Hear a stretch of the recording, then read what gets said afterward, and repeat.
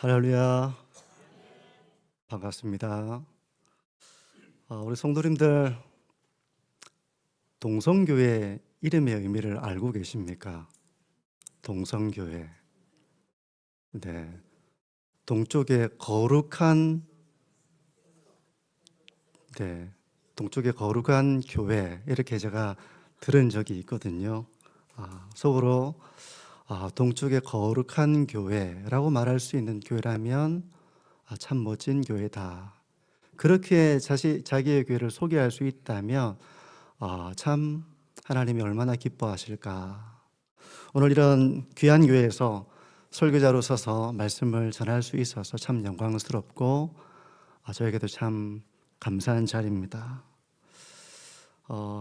오늘 근데 이제 삼남전도에 이렇게 찬양을 하시는데 혹시 뭐 오늘 예배 끝나고 나서 어디 가십니까? 네, 마지막 찬양처럼 부르시는 것 같다, 이런 제가 생각이 들어서 참 감동이 되었습니다. 삼남전도회 보통 전도회가 아닌가 봐요. 제가 동성교회 이제 헌신예배 부탁을 받고 헌신예배 부탁을 받았으니 이제 기도하면서 준비를 하고 있었죠. 근데 보통 이제 뭐 기도하고 새벽에 기도하고 이렇게 준비를 해 나가는데 제 마음 가운데 좀 부담이 있었습니다. 왜 그런 부담인지는 모르겠어요. 그래서 새벽에 이제 본문을 정해놓고 또 하나님의 은혜를 구하는 이제 기도를 하고 있는데 하나님께서 저에게 어떤 부담을 주시는가 하면 본문을 바꾸기를 원하시는 것 같다는 그런 감동이 저에게 막 오는 거예요. 아니, 왜 본문을 바꿔야 될까? 이제 그런 고민을 하고 부담을 느끼고 있는 그날 한 장로님이 저에게 불쑥 전화를 하셨어요. 물론 이제 그때 이제 소그룹 모임을 하고 있어서 전화를 받지는 못했는데 그 장로님과 통화가 되었는데 우리 삼남전도회를 위해서 귀한 말씀을 전해달라, 뭐 그런 어떤 말씀이었습니다. 네. 그래서 그 통화를 하고 나서 제가 원래 준비하고 기도했던 본문을 바꿔서 제가 오늘 이 본문을 준비해서 오게 되었거든요. 보니까 삼남전도회가 참 기도를 많이 하시고 또 교회를 든든하게 세워나가는 그런 교회 직분자들이 모인 곳이구나, 그런 감동이 많이 들었습니다. 오늘 동성교회에 가장 필요한 메시지를 전하게 하시려는 하나님의 계획이 있다고 믿고요, 오늘 말씀을 준비했는데 오늘 설교 제목이 내게 능력 주시는 자 안에서입니다. 내게 능력 주시는 자 안에서. 여기 계신 모든 분들이 삶의 환경이 모두 동일하진 않겠죠. 어떤 분들은 몸이 아파서 참 예전만 못해, 이런 어떤 육신의 약함을 경험하면서 상실감도 느끼고 젊음의 어떤 그런 자신만만하던 모습과 다르게 자신이 없다, 뭐 그런 삶의 이렇게 약함을 경험할 때도 있고, 또 자녀들의 문제, 또 신앙의 문제, 삶의 자리에서도 고군분투하고, 뭐 상황은 다 다르겠지만 여기 계신 모든 분들이 이 설교가 끝난 이후에는 이렇게 고백할 수 있기를 바랍니다. 내게 능력 주시는 자 안에서 내가 모든 것을 할 수 있느니라. 아멘. 오늘 본문은 많은 성도들에게 사랑을 받아왔던 구절 중 하나죠. 그래서 성도님들도 아마 이 본문으로 설교를 많이 들으셨을 겁니다. 4장 13절을 제가 읽어드리면요, 내게 능력 주시는 자 안에서 내가 모든 것을 할 수 있느니라, 이렇게 바울이 고백합니다. 이 구절의 의미가 뭘까요? 많은 사람들이 이 구절을 사랑합니다. 그리고 암송합니다. 근데 어떤 사람들은 이 구절을 오해하기도 해요. 어떤 식으로 오해하는가 하면 좀 극단적으로 오해할 때도 있어요. 뭐 텔레비전을 보는데 예전에 이제 뭐 서커스, 뭐 기네스북 하면서 막 옛날에 이제 그런 텔레비전 프로그램이 좀 있었던 것 같아요. 근데 빌딩과 빌딩 사이를 외주를 타고 건너는 이제 그런 텔레비전을 보면서 만약 어떤 사람이 그걸 보면서 감동을 받아서 내게 능력 주시는 자 안에서 내가 모든 걸 할 수 있느니라 하면서 만약에 외치고 자기가 그걸 하려고 한다면 어떻게 되겠습니까? 그렇게 하시면 안 되겠죠. 네, 그렇게는 하지 마세요. 극단적으로 이 구절을 그렇게 이해하고 뭔가 무모한 일에 도전할 때 나를 격려하기 위해서 아주 그 무모한 준비가 되지도 않았는데 내게 능력 주시는 자 안에서 내가 모든 것을 할 수 있느니라 외치면서 그 무모함 속으로 뛰어들 때 이 구절을 그렇게 이해하는 경우도 있습니다. 그런가 하면 자신의 게으름과 태만에 대한 위로로 나는 게으르지만 태만하지만 나는 능력이 없고 아무런 훈련도 준비가 안 되어 있지만 내게 능력 주시는 자 안에서 내가 모든 것을 할 수 있어. 이렇게 이 구절을 이해하는 사람도 있습니다. 극단적인 경우라고 말할 수 있어요. 그런가 하면 좀 더 일반적인 오해도 있습니다. 일반적으로 이 구절을 통해서 어떻게 이걸 이해하는가 하면 내가 예수님을 믿고 신앙의 길을 걸어가기만 한다면 내가 새벽 기도도 나오고 주일 예배도 참석하고 봉사도 하고 그렇게 하면 내가 계획한 모든 일들을 성취할 수 있을 거야. 내가 원하는 모든 것을 이룰 수 있을 거야. 그렇게 이 구절을 이해하는 사람도 있습니다. 비록 그것이 세상적인 야망이라 할지라도 나는 이룰 수 있고 나는 할 수 있고 이루게 될 거야 라고 이 구절을 자기의 야망을 이루는 그런 말씀으로 오해하기도 합니다. 그러면 이 구절의 의미가 뭘까요? 이 말씀을 통해서 바울이 전하고자 했던 것은 어떤 메시지였을까요? 오늘 13절이 11절과 12절과 잘 연결이 되는데요. 11절과 12절을 한번 보시겠습니까? 내가 궁핍함으로 말하는 것이 아니니라. 어떠한 형편에든지 나는 자족하기를 배웠노니 나는 비천에 처할 줄도 알고 풍부에 처할 줄도 알아. 모든 일, 곧 배부름과 배고픔과 풍부와 궁핍에도 처할 줄 아는 일체의 비결을 배웠노라. 아멘. 바울은 어떤 형편에 처하든지 자족하기를 배웠다. 그렇게 말하고 있습니다. 바울이 주님의 일을 하면서 존귀 여김을 받을 때도 있었죠. 그리고 풍부에 처할 때도 있었습니다. 성도들의 사랑을 받고 대접을 받고 참 하나님의 사랑을 많은 성도들의 손길을 통해서 이렇게 참 받을 때도 있었습니다. 근데 잘 아시다시피 바울이 그의 선교 여정에 이런 풍부와 또 이런 참 영광스러운 그런 대접을 받고 사람들의 사랑을 받기만 한 것은 아니거든요. 고린도후서 11장을 보게 되면 바울이 자기의 삶을 회고하는데 바울은 여러 번 감옥에 갇혔었습니다. 아시잖아요. 그리고 수없이 매를 맞았습니다. 주님의 일을 하는데 매를 맞다니요. 매를 맞다니요. 여러 번 죽을 위기를 겪었습니다. 40에 한 대 감한 그 태형을 5번 맞으면서 죽음의 위기를 오갈 때도 있었고요. 3번 배를 타다가 배가 파손해가지고 그 어두운 바다 중심에서 이제 여기까지인가 하는 그런 생각이 드는 순간도 맞이했었습니다. 지금은 다리가 다 있으니까 강을 건너는 게 어렵지를 않죠.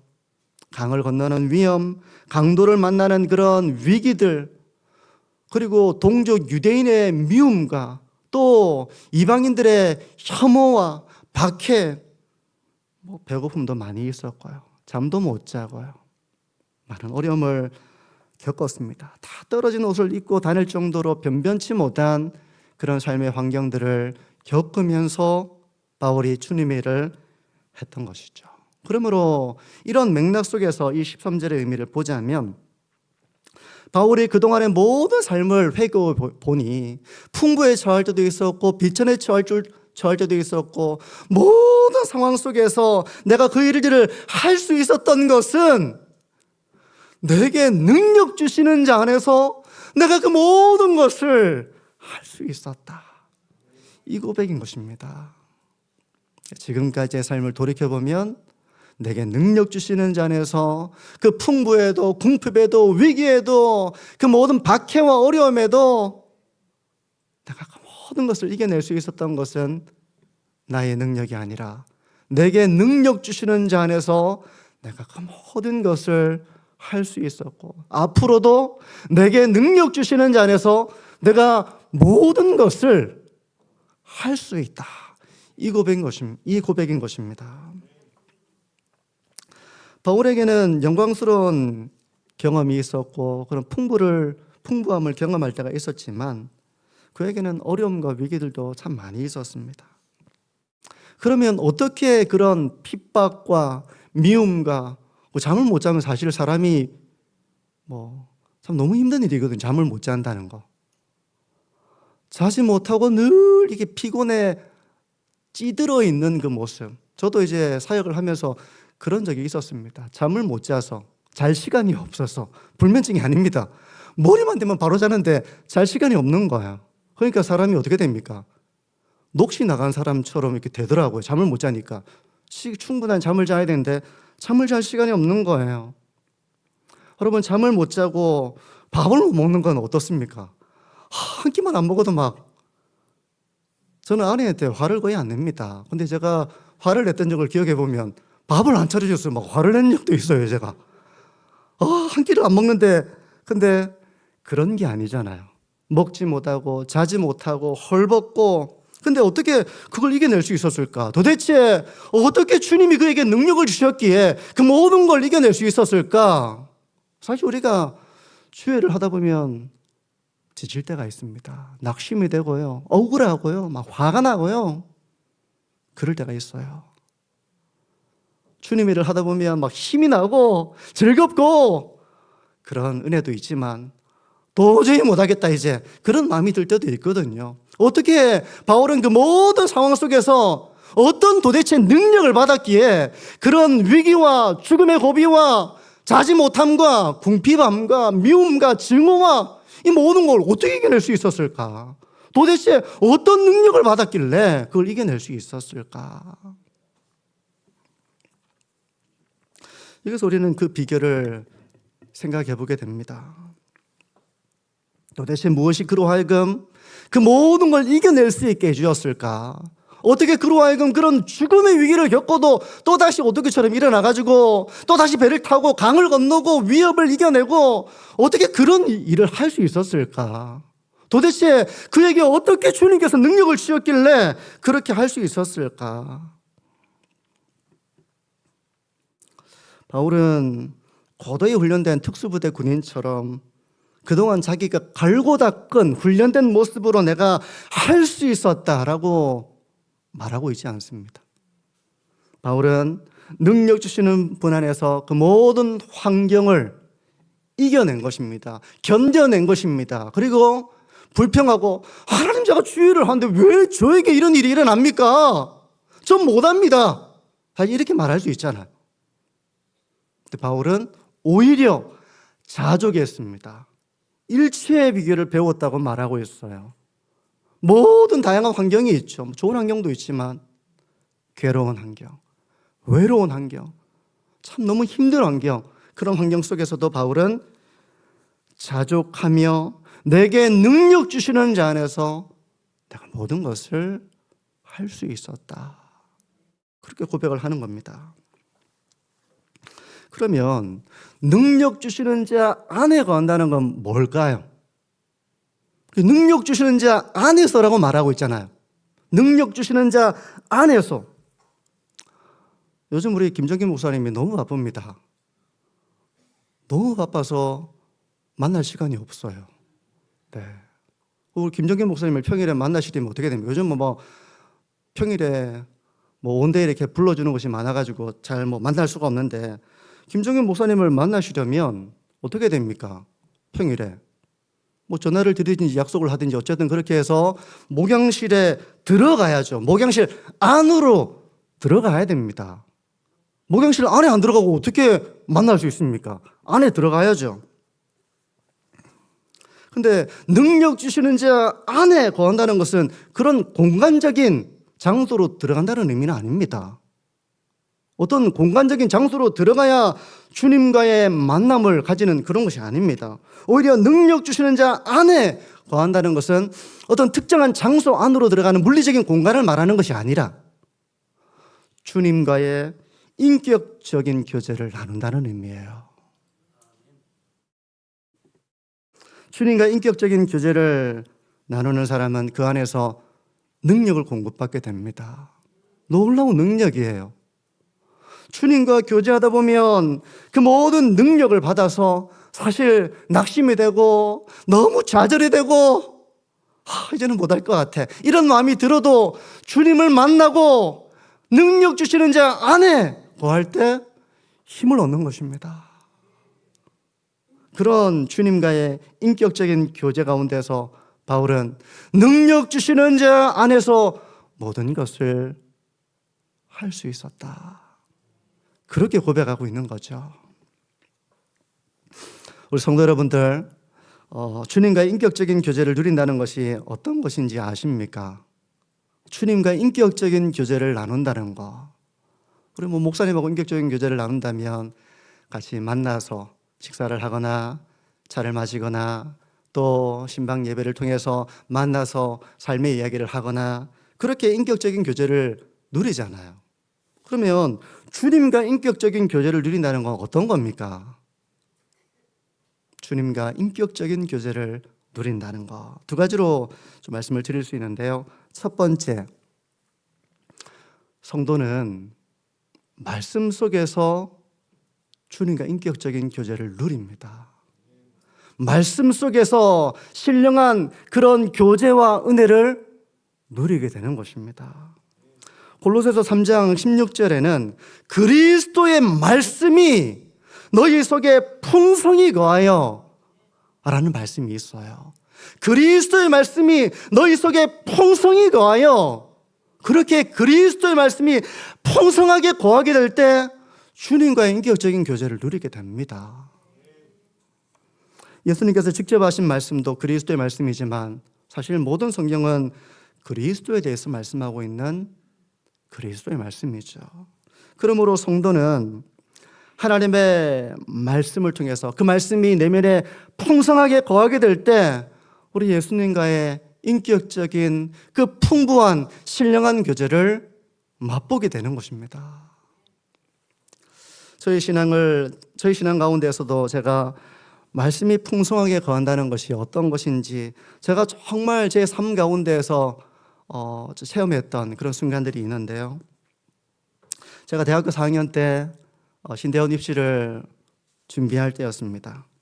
신대원 입학을 준비하면서 이제 방학 때는 그 여름 방학 동안에는 하루 종일 도서관에 가서 성경을 읽었어요. 아침에 문 열 때 가가지고 저녁 먹기 전까지 그냥 성경만 읽고 오는 겁니다. 다른 건 안 하고. 그러니까 하루에 한 8시간 그 이상 성경을 읽은 거예요. 그 여름 방학 동안에. 이렇게 성경을 읽으니까 일주일 만에 구약 성경을 다 읽어지는데, 그냥 읽는 게 아니라 그때는 이제 신대원 입시를 준비할 때는 성경 각 권의 내용을 정리를 해서 머릿속에 다 정리를 해서 이걸 이제 외워야 하거든요. 예를 들면 창세기 35장에 뭐가 있느냐, 마태복음 12장에 무슨 내용이 나오냐, 그러면 그냥 척척척 이렇게 그런 내용들이 튀어나오도록 성경을 거의 외워야 돼요. 그거 어떻게 외웁니까? 그러니까 이제 성경을 읽고 정리하고 하루 종일 이제 성경을 이제 통독하는 것부터 시작을 한 거예요. 하루는 이제 제가 선지서를 읽고 있을 때였습니다. 선지서를 읽고 이제 노트를 막 하면서 읽는 것이죠. 근데 도서관에 그때 공무원 시험 준비하고 국가고시 여러 자격증 시험 준비하는 사람들이 아주 많이 있었기 때문에 제가 고상하게 성경을 읽고 묵상하고 그런 게 아니었습니다. 저도 그냥 입시를 준비하는 학생이 되어서 성경을 그냥 부지런히 읽었어요. 그리고 그날 하루 종일 성경을 읽고 그리고 이제 집으로 돌아갈 때였습니다. 길을 걸어가고 있는데 갑자기 느닷없이 성령께서 저의 혼과 관절과 골수를 찔러 쪼개시는 그런 경험을 하게 된 겁니다. 이 말씀이 우리가 관절과 골수를 찔러 쪼갠다, 우리의 숨겨져 있는 모든 허물과 죄를 드러내셔서 우리가 숨길 수가 없는 상태가 되는 것입니다. 비록 성경을 제가 공부하듯이 읽는다고는 해도 아무 생각 없이 읽는 건 아니잖아요. 제가 그 성경을 읽으면서 이스라엘 백성들의 어리석음을 많이 제가 참 느꼈습니다. 참 어리석다. 어떻게 이렇게 어리석나? 완악하다. 참 못됐다. 이런 생각을 하면서 제가 성경을 읽었었거든요. 얼마나 어리석습니까? 선지서를 보게 되면. 참된 하나님의 선지자는 박해합니다. 들어야 될 말씀은 거부해요. 근데 거짓 선지자들, 자신들의 구매에 맞는 말을 해주는 그런 선지자는 반깁니다. 그러니 그들이 멸망으로 갈 수밖에 없죠. 하나님의 징계로 갈 수밖에 없는 것이죠. 그걸 보면서 제가 마음속으로 참 어리석다, 참 고집스럽다, 그런 생각을 하면서 성경을 읽었습니다. 근데 성령께서 저의 숨겨져 있는 어리석음과 허물을 깨우쳐 주신 것입니다. 저는 제가 상당히 모범적이고 괜찮은 사람이라고 생각했어요. 어떻습니까? 네. 제가 비록 이렇게 지방대학교를 다녔지만 그래도 국립대학에서 4년간 전액장학금 제가 받았거든요. 그리고 제가 학비와 생활비를 벌어서 제가 학교 생활을 했습니다. 그리고 일을 할 때는 주일 성수를 위해서 주일날 일해야 되는 곳은 제가 아무리 제가 생활비를 벌어야 해도 제가 그렇게 하지는 않았어요. 주일날 교회 가서 섬기고 예배드리고 그렇게 제가 학교 생활을 보냈습니다. 제가 엇나간 삶을 살지도 않았습니다. 나름대로 모범적인 삶을 살려고 많이 노력을 했습니다. 주일을 빠지거나 그런 일은 생각도 할 수 없죠. 그리고 이제 신대원에 가려고, 하나님의 소명을 가지고 이제 신대원에 가려고 성경을 읽고 있고 그러니 저는 제가 걸어간 줄 알았죠. 저 괜찮은 사람인 줄 알았죠. 근데 집으로 돌아가는 그 길 가운데 성령께서 저의 죄인됨을 강하게 깨우쳐 주신 것입니다. 저는 몰랐는데 저의 위선과 저의 교만과, 저는 그때 당시에는 제대로 살지 못하는 사람들에 대한 정죄를 많이 했던 것 같아요. 주일날도 빠지고 말이야. 저는 사실 고등학교 때부터 방학 때문에 새벽기도 가고 금요 철야 가고, 그리고 청년 때는 사실 토요일날 교회에서 자고 막 그랬었거든요. 저도 열심히 참 많았어요. 그러니까 열심히 없는 사람을 보면 제 가운데서 정죄하는 마음을 가지고, 교만한 마음을 가지고 그 사람을 판단하고, 저는 그게 몰랐습니다. 제가 그런 바리새인과 같은 사람이지 몰랐어요. 그리고 제가 하나님 앞에 참 온전하지 못한 허물이 참 많은 자라는 것을 깨닫게 해주신 것입니다. 그래서 제가 참 집으로 걸어가는 길에서 울어본 적은 그때가 처음이었던 것 같아요. 걸어가는데 그냥 눈물이 터졌어요. 회개하면서 걸어간 거예요. 근데 그 순간에 그 기점으로 해서 말씀을 통해서 주님과 교제한다는 것이 어떤 것인지를 저는 너무 깊이 알아가게 되었습니다. 그리고 그 은혜가 저를 새롭게 해주었습니다. 온전함에 대한 그런 사모함을 가지게 해주셨어요. 그리고 하나님의 뜻대로 살고 싶다, 그런 마음의 소원을 많이 가지게 되었습니다. 물론 부족함이 있죠. 약함도 있죠. 온전하지 못함도 있죠. 그럼에도 불구하고 주님과의 교제 속에서 그리스도의 말씀이 내 안에 풍성하게 거함을 통해서 제가 더 많이 진실하고, 더 많이 포용적이고, 더 많이 사랑이 있고, 오래 참고 이 길을 걸어올 수 있던 것은 저의 능력이 아니라 내게 능력 주시는 자, 그분의 능력이었음을 저는 믿습니다. 우리가 이런 신앙의 길을 걸어가는 가운데에서 우리가 교만에 빠지기도 하고, 참 낙심에 빠지기도 하고, 자만하기도 하고 다른 사람을 자기보다 아래로 보기도 하고 그리고 막 어떨 때는 너무 괴로워서 나 이제 못합니다 그렇게 될 때도 있잖아요. 그런데 그럴 때마다 하나님의 말씀 앞에서 다시 나의 부족함을 깨닫게 하셔서 내가 교만하게 왜 하나님 저에게 이렇게 고생스럽게 합니까? 왜 저에게 이렇게 힘들게 하십니까? 왜 하나님 저한테 이런 어려움을 주십니까? 제가 뭐 했길래요? 이제 이런 마음을 가지고 있다가도 말씀 속에서 주님의 위로와 격려와 은혜와 저를 온전케 하시는 그 그리스도의 은혜가 그 말씀의 교제 가운데 누리면서 회개하고 나의 뜻을 내려놓고 주님의 뜻대로 온전하게 살겠다 헌신하면서 걸어가게 된 것은 저의 훈련됨과 저의 능력이 아니라 내게 능력 주시는 자 안에서 제가 그 길을 걸어갈 수 있었다고 믿습니다.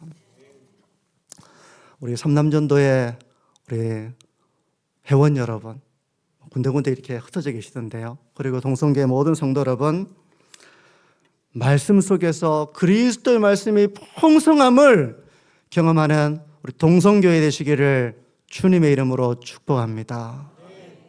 새벽이든 수요일이든 주일이든 하나님의 말씀을 선포하는 이 목회자의 설교를 통해서 그리스도와의 교제를 누리시는 그 은혜를 충만하게 맛보는 우리 복된 교회 되시기를 축복합니다. 그리고 그 은혜와 능력으로 우리가 위로를 얻는 것이죠. 힘을 얻는 것이죠. 나의 교만을 돌아보는 것이죠. 회개하고 다시 돌이키는 것이죠. 소망을 가지고 다시 이겨낼 수 있는 그 주님의 능력을 경험하시는 우리 동성교회 모든 분들이 되시기를 주님의 이름으로 축복합니다. 첫 번째고요. 주님과 인격적인 교제는 말씀을 통해서 우리가 누리는 것입니다. 그리스도의 말씀이 풍성함을 통해서 바로 주님의 능력을 우리가 경험하는 것이죠. 두 번째, 성도는 기도를 통해서 그리스도와의 인격적인 교제를 누립니다. 성경은 쉬지 말고 기도하라고 말씀하죠. 성도는 기도를 통해서 주님과 교통합니다. 주님과 교제하는 것입니다. 교제하는 거예요. 마음과 마음이 연결이 되는 사귐을 가지는 것입니다. 기도 가운데 그런 주님과의 교통이 있어요. 교통이 있습니다. 이런 영적 체험을 우리가 할 때 우리는 어떤 어려움에도 넉넉히 이겨나갈 수 있는 주님의 능력으로 서게 되는 것이죠.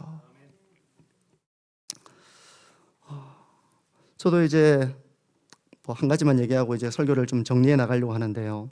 제가 사역을 하면서 목회를 하면서 우리 김정현 목사님도 많은 어려움이 있으셨을 것입니다. 아마 저보다 선배시고 또 사역이 쉬운 게 아니잖아요. 저도 배워 나가면서 좌충우돌하면서 제가 온전하게 준비되어져서 이 목회의 길을 걸어간 것이 아니라 하면서 사실은 제가 많이 이렇게 배워 나가게 된 것 같아요.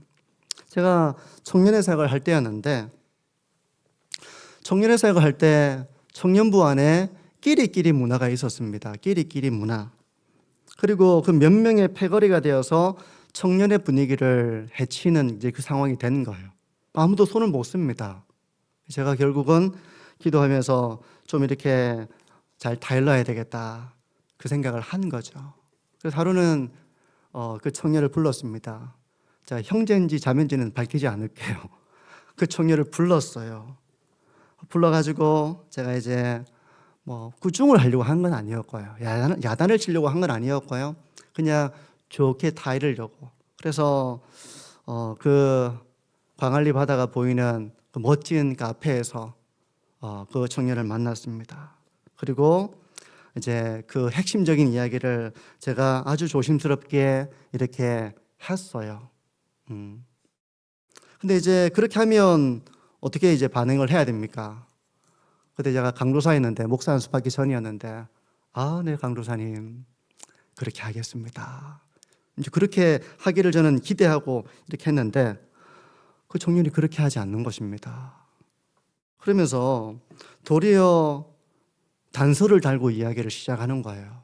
어떤 단서인가 하면 눈을 똑바로 뜨고 저 못됐어요. 저 원래 못됐어요. 이렇게 하고 나서 마음에 비수를 꽂는 이야기를 막 하는 겁니다.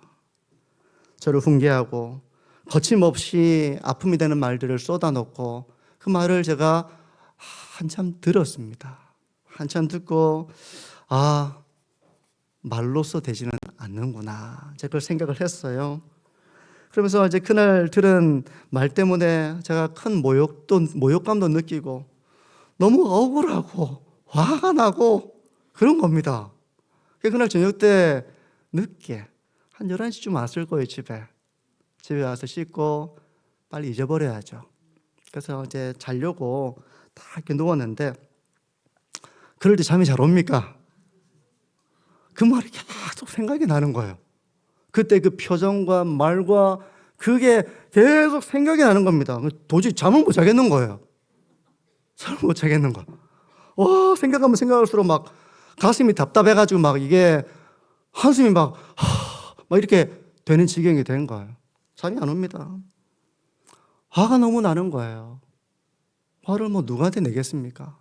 아내한테 낼 수도 없고 애들한테도 낼 수 없고 화가 너무 나는데 도저히 잠이 안 오는 거예요. 그래서 안 되겠다.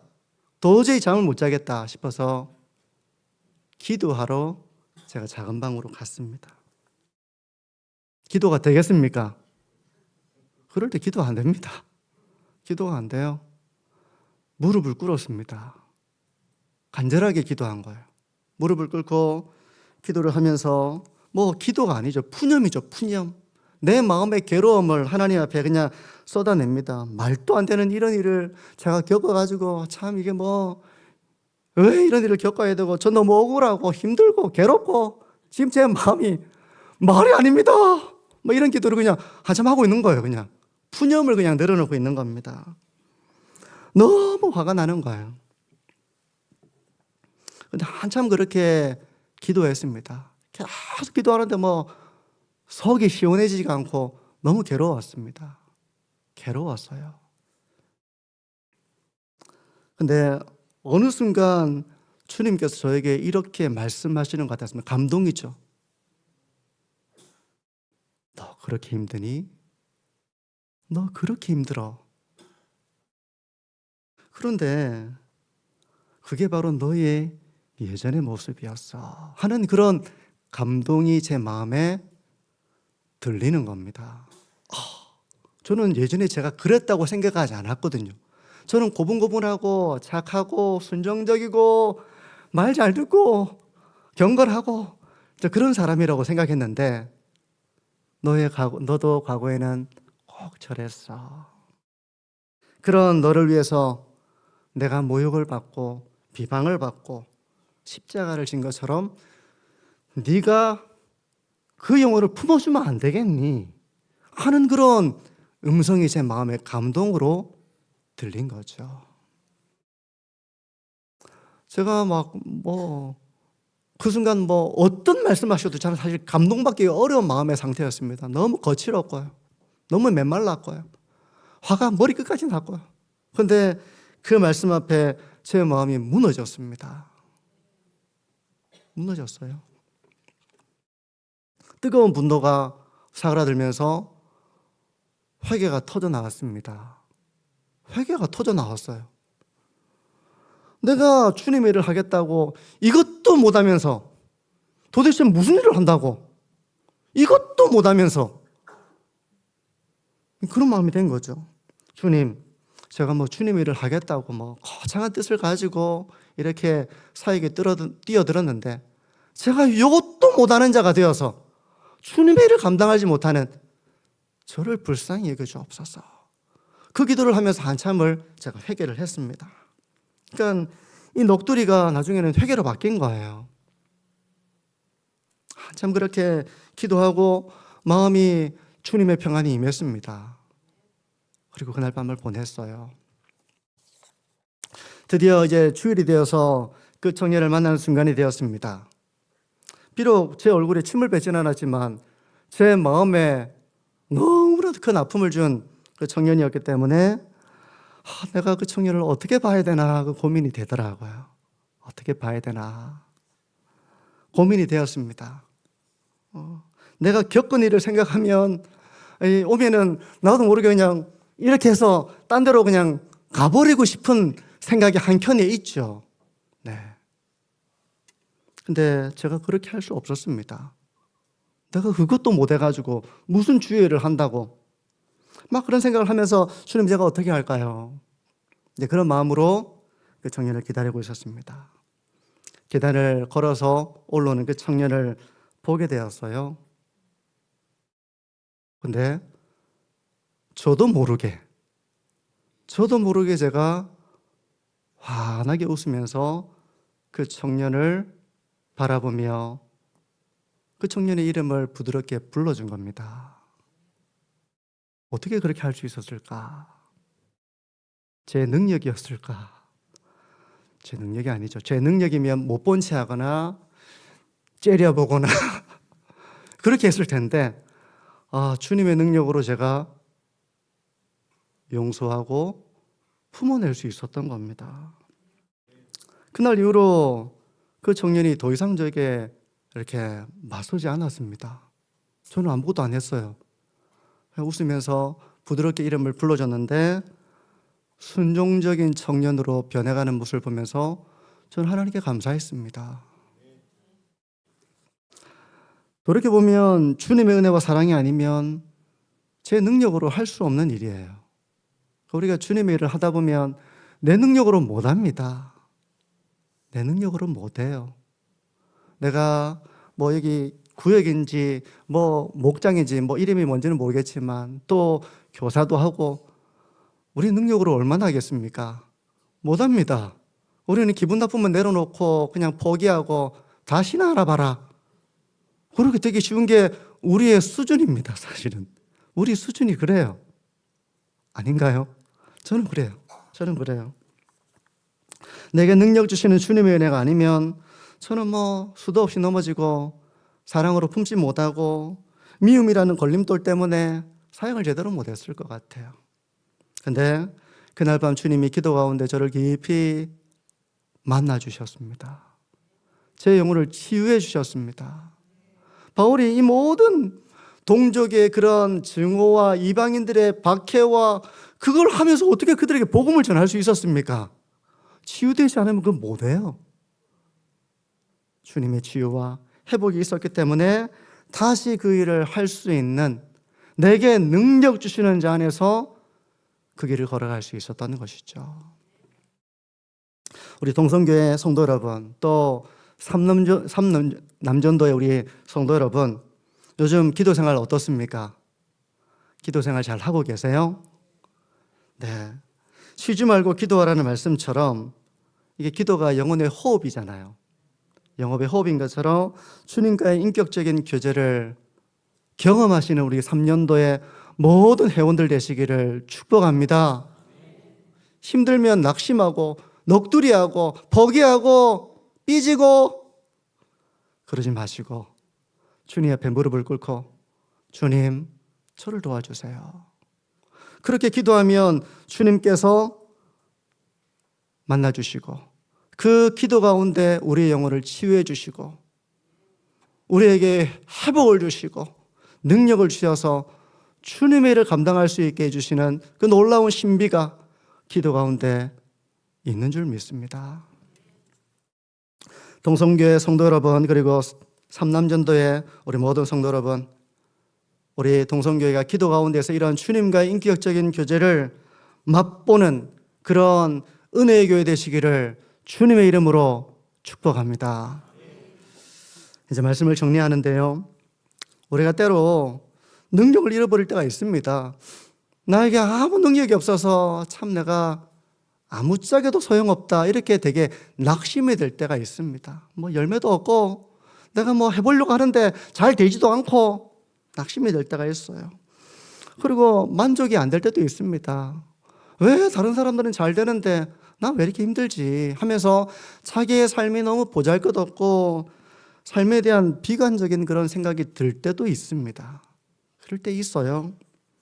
그때 괴로움이 늪에 빠져서 참 내가 허우적거리고 마음이 우울하고 그럴 때도 있을 것입니다.